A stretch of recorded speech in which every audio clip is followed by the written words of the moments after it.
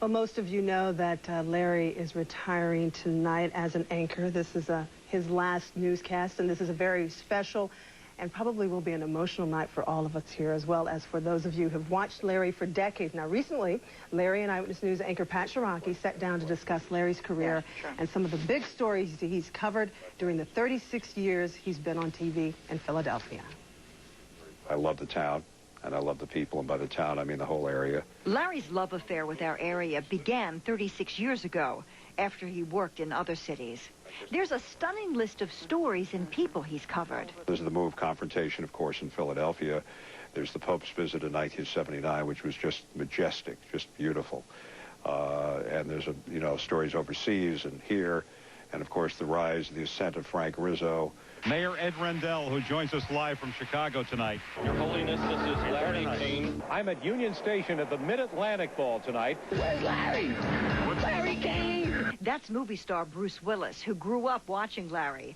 Larry says for him, the most powerful story he covered involved a Philadelphian who got one of the first few heart transplants in 1968. I traveled with him to Houston and got to know him, and really, I couldn't believe his courage. And he died. And he died, and through his operation, they learned a lot about what they could and couldn't do, so he was a pioneer. But his courage in that individual story is something I'll probably remember as much as anything I've ever covered. What do you think is the media's greatest responsibility today? To provide accurate information and to enhance political coverage. The most important mark is the mark of the people and the gratitude that I feel for them. Every night that I've gone on the air, all these years, I've worked with producers and reporters who make me look good. All of us are just front people. We really are for great teams. Now he makes me look good every night. So what do you think about when you see that and you think about your career? I just can't believe I'm here right now, getting ready to say what I'm going to say in a few minutes. And it's just one of those unbelievable things. I remember my first night on the air as an anchor, and my heart was beating so hard, it was giving me a headache. It was pounding in my head. And I just have a few things to say, and I'll say it in a few minutes. All right. You have a great career. And working with you has been incredible. Oh, yeah. Oh, so let's not even begin, Larry. It's been wonderful to work with you. Now, I think we have weather with Chris. Chris mentioned the hardest part of the show, saying goodbye to Larry. Well, there's a few things I'd like to say tonight, and I want to make one thing very clear. While this is a farewell from my anchor job here at Channel 3, it is not a farewell from covering news and the news and communications business in this area. Soon I'll be consulting for the Brownstein organization in Philadelphia for major broadcasting companies, doing some analysis for KYW News Radio and WYSP, and lots of other exciting projects, including some with my wife's company. And of course, I'm finishing work on the Beatles book, Ticket to Ride, with Running Press, and I'm very excited about that. But since I am leaving Channel 3, this is really an opportunity for some thank yous, and that's what tonight is all about.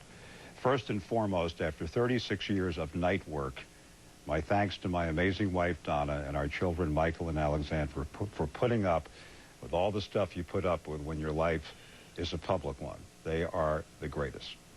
I'd like to thank the people I work with at the station. You see a lot of friends on the air like Denise and Beasley and Chris, but the people behind the scenes never get the credit they deserve, like this wonderful studio crew, our producers, writers, and camera people and reporters. I have been blessed to work with wonderful and caring people.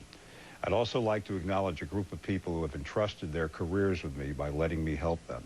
Young people like Paul Moriarty, when he was young, Denise, Colette Cassidy, and radio personality Michael Smerconish. Teaching has been the most gratifying part of my job. But most of all, and I will tell this to all of you, you can't exist as an island in life. And I owe this wonderful career I'm having to the people of this community who've let me share in their challenges, cover their news, and give me their greatest gift, and that is trust. Without trust, there are no real relationships in the business of news or the business of life. The mutual respect we've had for each other has been one of the factors that's forged my love for all things Philadelphia, and by Philadelphia I include the entire region, and why I will live here and work here for the rest of my life.